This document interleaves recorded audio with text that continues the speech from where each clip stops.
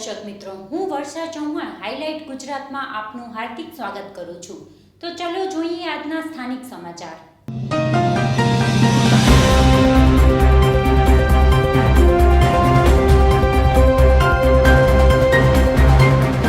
શ્રાવણ માસમાં મોટા તહેવારો આવતા હોય છે, પરંતુ આ વર્ષે મોંઘવારીએ તહેવારોનો ઉત્સાહ છીન્યો।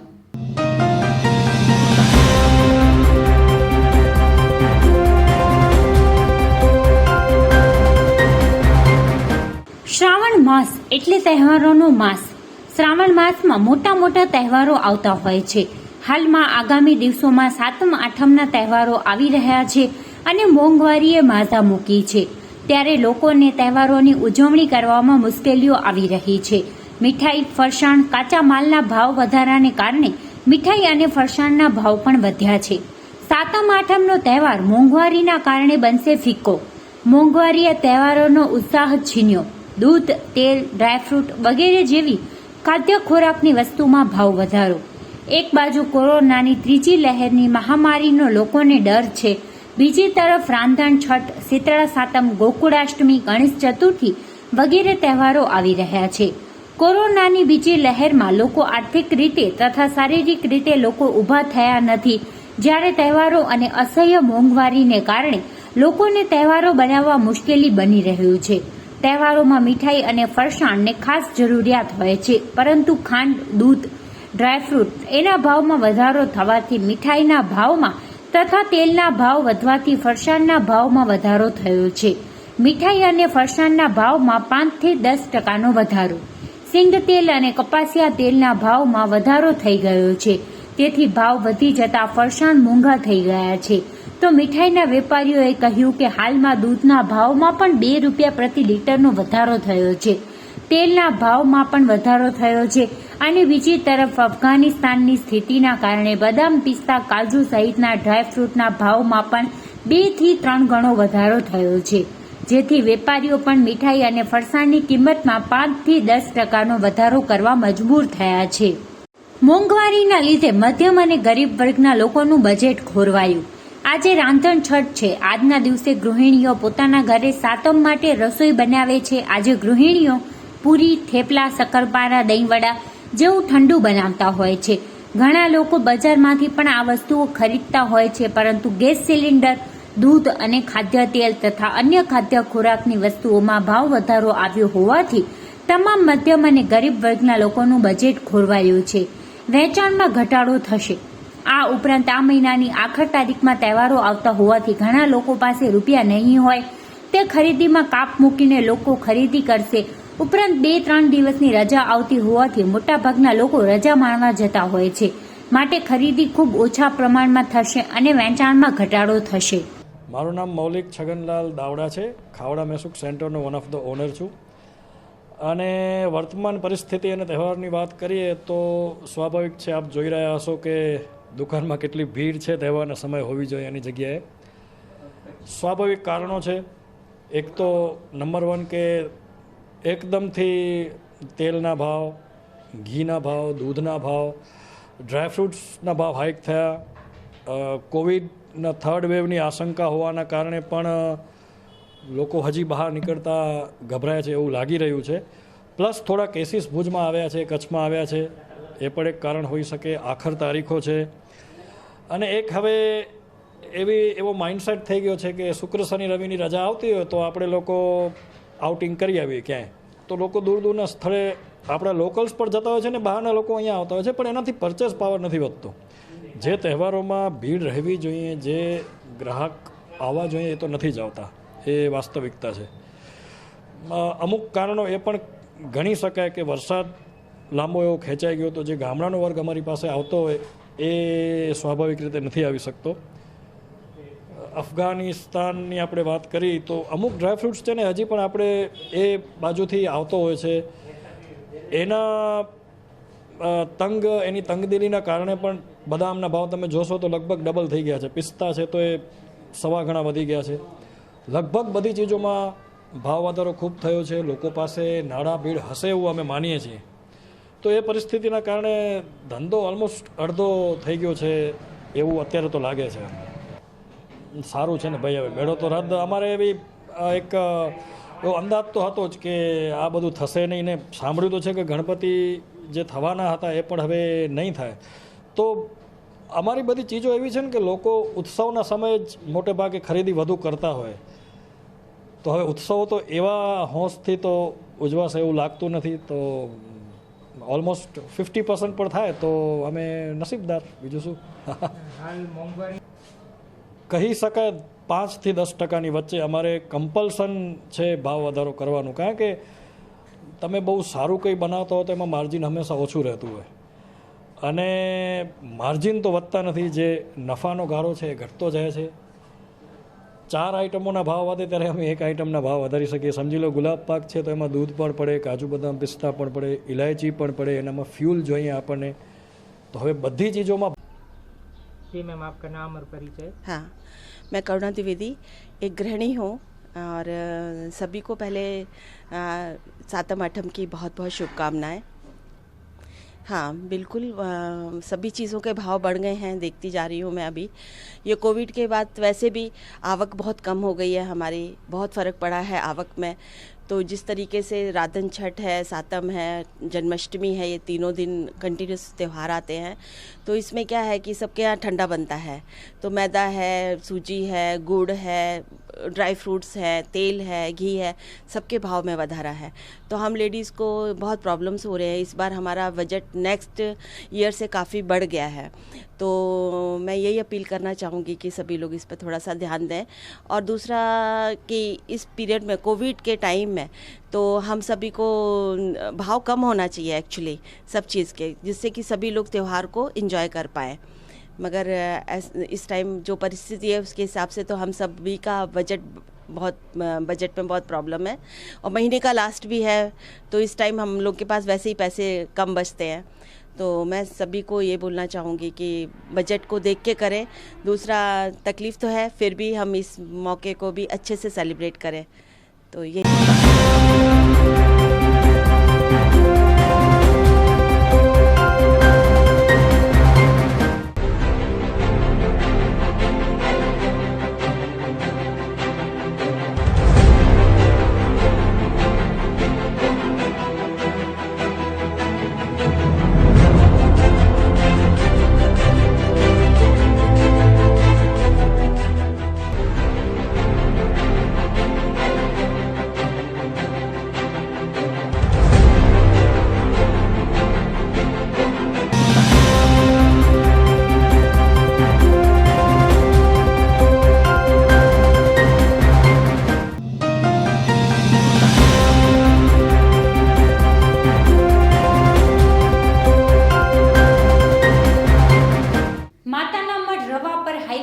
પર 4-વ્હીલરમાં આગ લાગી.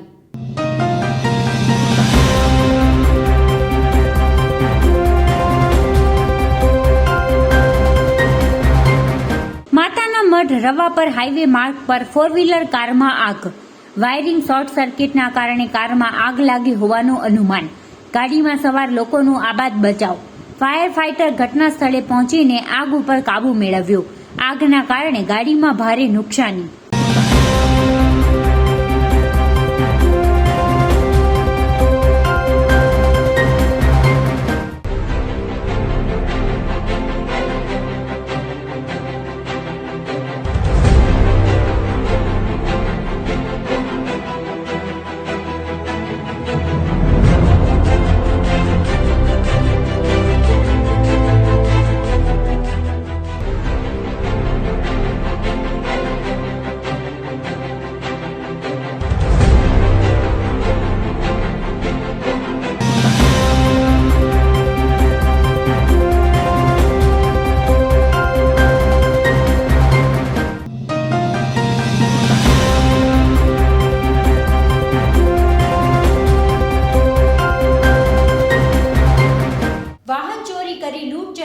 આરોપીઓને ગણતરીના કલાકોમાં પકડી પાડતી અંજાર પોલીસ.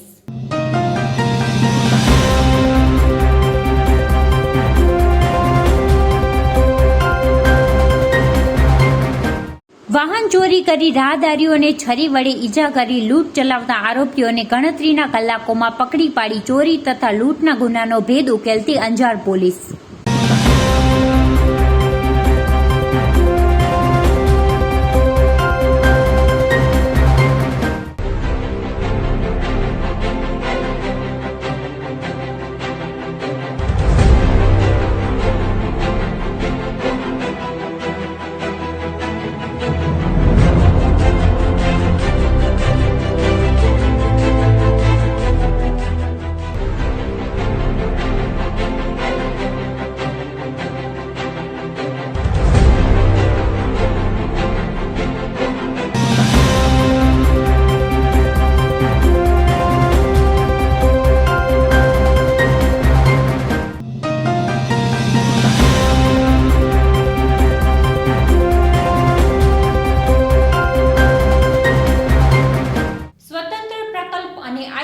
સ્ટડી સેન્ટરને 51 લાખ રૂપિયાનો ચેક અર્પણ કરવામાં આવ્યો.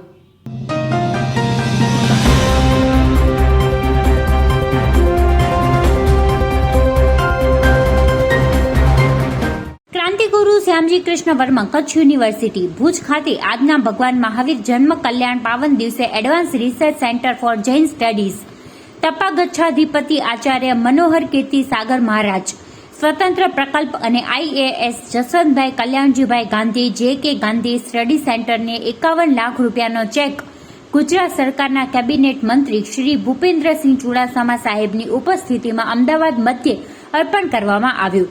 પ્રસ્તુત બંને સેન્ટર્સની સફળતા માટે શ્રીમદ બુદ્ધિસાગર સુરી જૈન સમાધિ મંદિર ટ્રસ્ટ વિજાપુર, તપાગચ્છાધિપતિ આચાર્ય મનોહર કીર્તિ સાગર મહારાજ અને શ્રી જસવંતભાઈ કલ્યાણજીભાઈ ગાંધી JK ગાંધીનો હું હૃદયપૂર્વક આભાર વ્યક્ત કરું છું.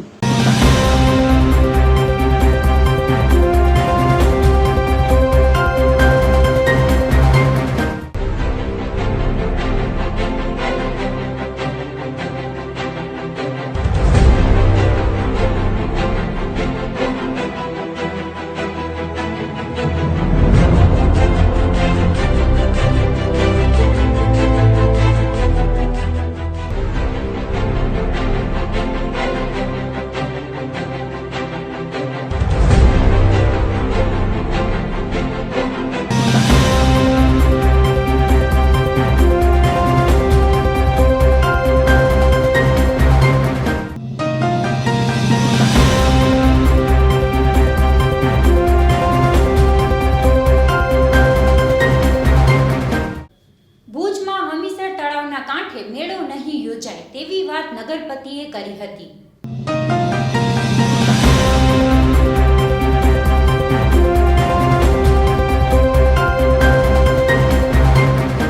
આવનારા સમયમાં ભુજમાં હમીસર તળાવના કાંઠે મેળો નહીં યોજાય. ભુજ નગરપાલિકાએ મેળો યોજશે નહીં તેવી વાત નગરપતિએ કરી છે.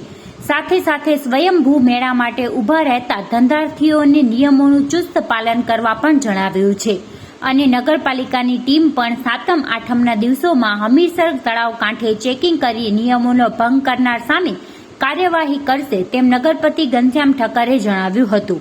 નગરપાલિકા ઉપરાંત પોલીસ વિભાગ પણ આ દિવસમાં સક્રિય રહી કામગીરી કરશે તેવું જણાવવામાં આવ્યું છે. સૌથી પહેલાં તો આ મેળો નગરપાલિકા યોજવાની નથી.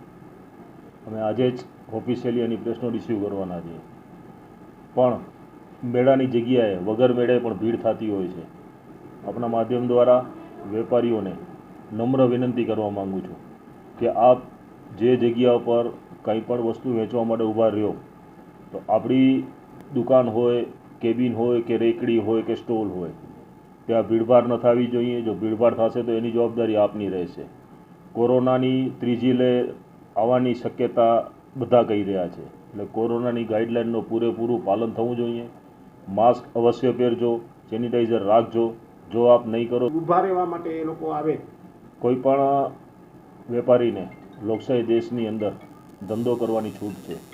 ધંધો કરતાં આપણે કોઈને રોકી ન શકીએ, પણ ભીડભાડ ન થાય, ક્યાંય કોઈ રોકાય નહીં, કારણ કે પબ્લિક નીકળે છે. ગયા વખતે પણ આપણે જોયું હતું. હમણાં જ આપણે સુરુલપીઠ મંદિરની વાત કરી તો સુરુલપીઠ મંદિરનો હું ટ્રસ્ટી છું. અમે નક્કી કર્યું છે કે મેળા મળાવડા ન જોવા છતાં પણ રેકડીઓવાળા આવીને ઊભા રહે છે અને લોકો એમની પાસેથી સાત સામગ્રી લે છે. પણ કોરોનાની ગાઈડલાઇનનું પાલન થવું જોઈએ એ અવશ્ય છે. અમારી સેનિટેશનની ટીમ સતત 2 દિવસ આ જગ્યા ઉપર મોનિટરિંગ કરશે. જ્યાં પણ દંડ નાખવાની જરૂર પડશે ત્યાં દંડ નાખશે અને કોઈ કડક પગલાં ભરવા પડશે તો કડક પગલાં ભરતે પણ અમે નહીં ખચે. પોલીસને પણ સાથે રાખીને પોલીસને પણ આજે કાગળ લખવાના છીએ કે આવનારા દિવસોની અંદર જ્યારે આવતા આજે રવિ સોમે જ્યારે આ મેળાની વાત છે તો મેળા તો નગરપાલિકા કાયદેસર નથી જ કરવાની, પણ સ્વયંભૂ મેળો ઘણી જગ્યાએ થઈ જાય છે. આ મેળાની અંદર કોરોનાની ગાઈડલાઇનનું પાલન થાય પોલીસને સાથે રાખીને અમે ચોક્કસ પ્રમાણે આગળ વધશું.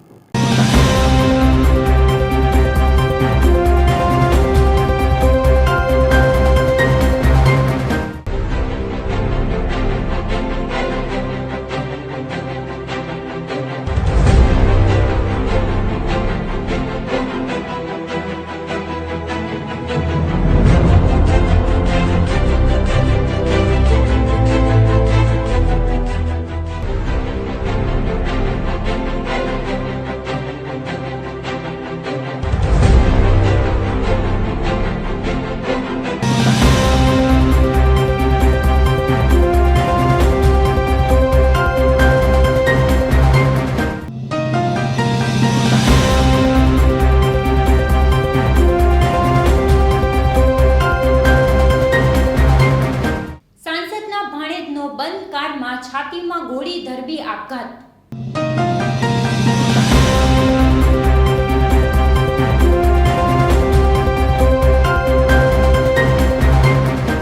સાંસદના ભાણેજનો બંધ કારમાં છાતીમાં ગોળી ધરબી આપઘાત. વિદેશ ભણતો હતો. કચ્છના સંસદ સભ્ય વિનોદ ચાવડાના ભાણેજ અક્ષય રમેશભાઈ લોંચાએ ભેદી સંજોગોમાં કારમાં ગોળી મારી આપઘાત કરી લીધો છે. મરણ જનાર અક્ષયનો મૃતદેહ આજે બપોરે નખત્રાણા તાલુકાના જડોદર ગામના સીમાડે બંધ કારમાંથી મળી આવ્યો હતો. બનાવ અંગે જાણ થતાં ઉચ્ચ પોલીસ અધિકારીઓ ઘટના સ્થળે દોડી ગયા હતા.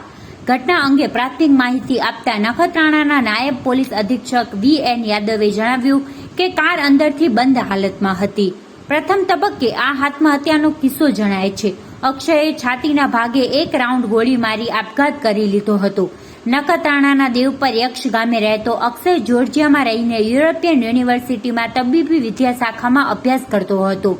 કોરોના મહામારીના કારણે તે વતન પરત આવ્યો હતો. હોનહાર અક્ષયે કયા કારણોસર આવું અંતિમ પગલું ભર્યું તે હજુ સુધી સ્પષ્ટ થયું નથી. તેની પાસે ગન ક્યાંથી આવી તે અંગે પણ હજુ કશી ચોક્કસ માહિતી સામે આવી નથી.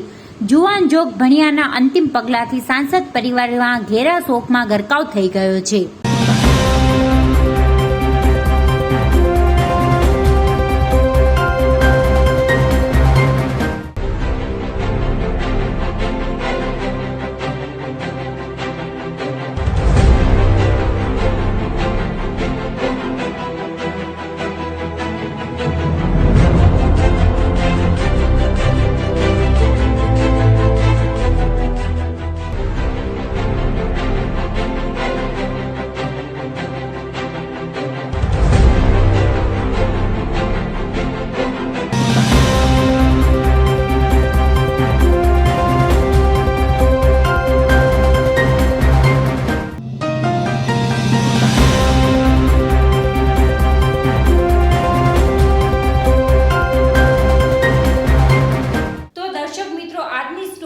વિસ્તારથી જાણીશું ઇતિહાસની સૌથી અમીર વ્યક્તિઓ વિશે.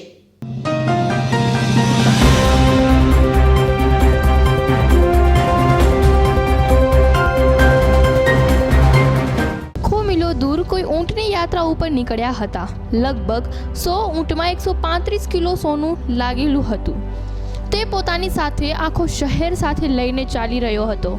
તે ઇજિપ્ત, ઇંગ્લેન્ડ, ફ્રાન્સ કે ભારતનો કોઈ શાસક ન હતો, પરંતુ તે હતો આફ્રિકાનો સૌથી મોટા સામ્રાજ્યનો શાસક, મન્સા મુસા.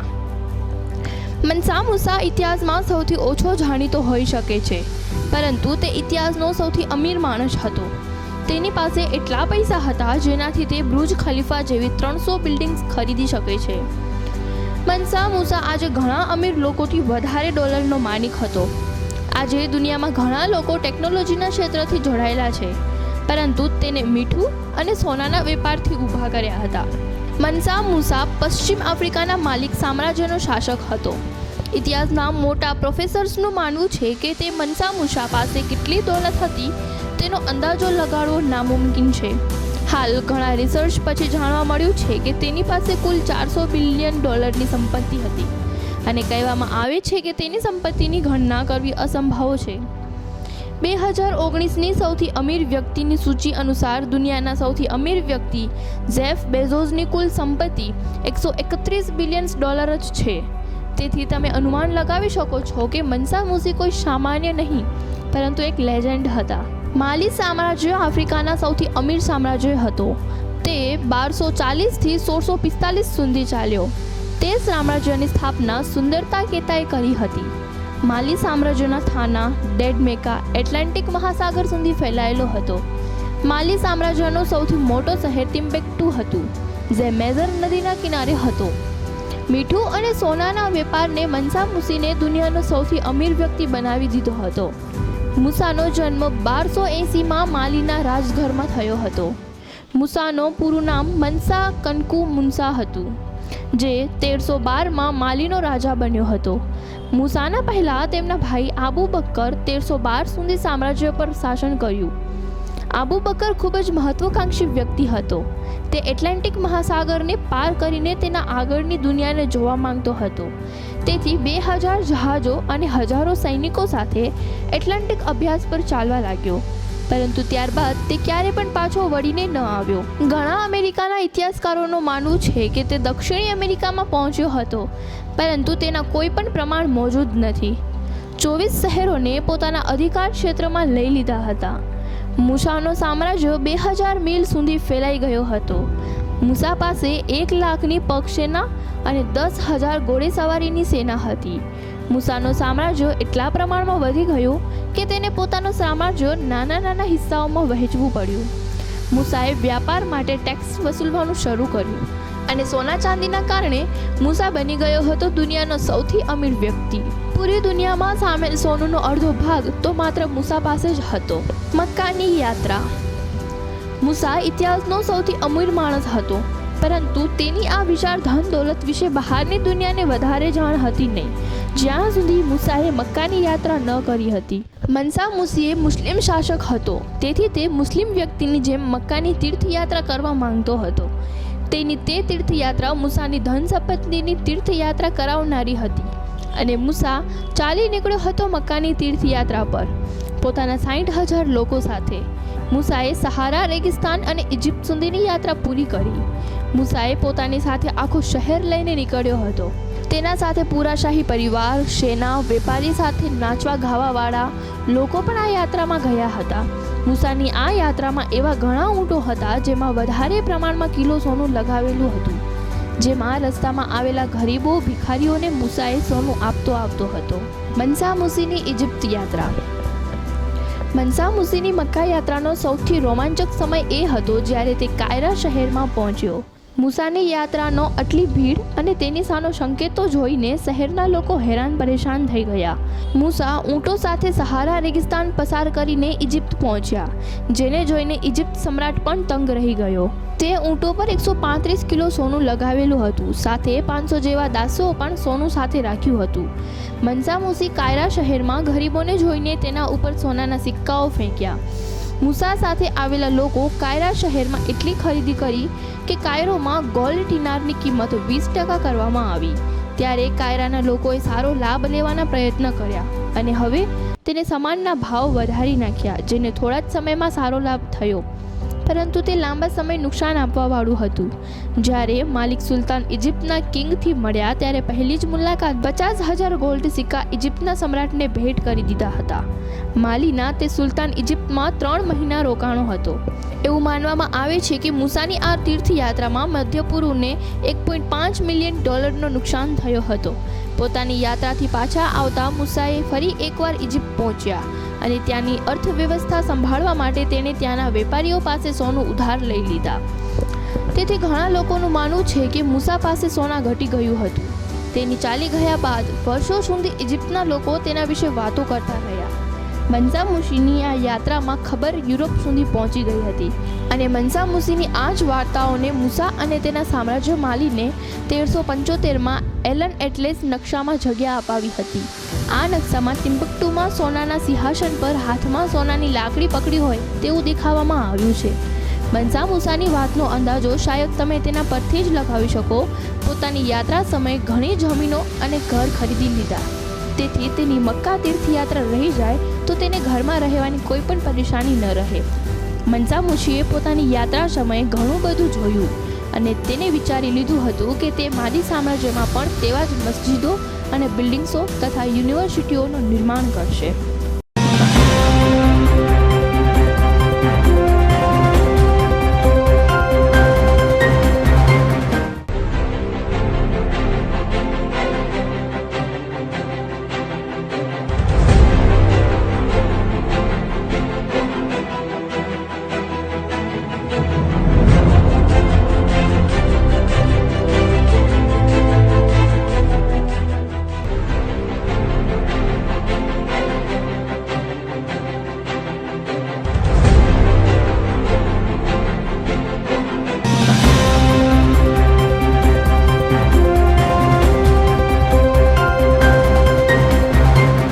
તો દર્શક મિત્રો, હવેથી આપ અમારા ન્યૂઝ અમારી યુટ્યુબ ચેનલ પર પણ જોઈ શકો છો. તો કચ્છના તમામ ન્યૂઝથી અપડેટ રહેવા માટે આજે જ સબસ્ક્રાઇબ કરો અમારી યુટ્યુબ ચેનલ હાઇલાઇટ ગુજરાત તથા સબસ્ક્રાઇબ બટનની બાજુ પર રહેલ નોટિફિકેશન બેલ આઇકન પર પણ ક્લિક કરો, જેથી તમને નોટિફિકેશન મળે અમારી ડેઇલી અપડેટ્સના.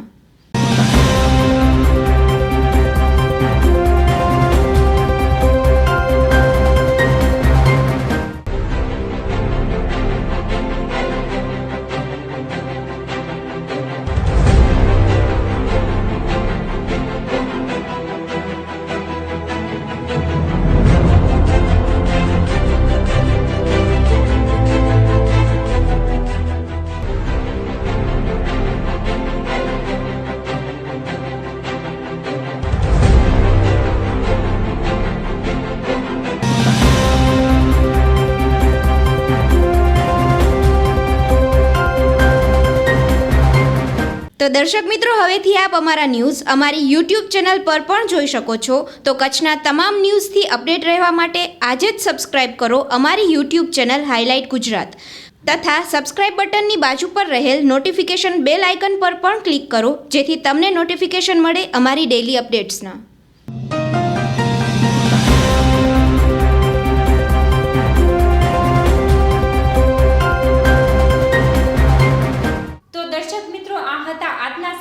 આવતીકાલે ફરી મળીશું એક નવી સ્ટોરી સાથે. ત્યાં સુધી રજા આપશો. નમસ્કાર.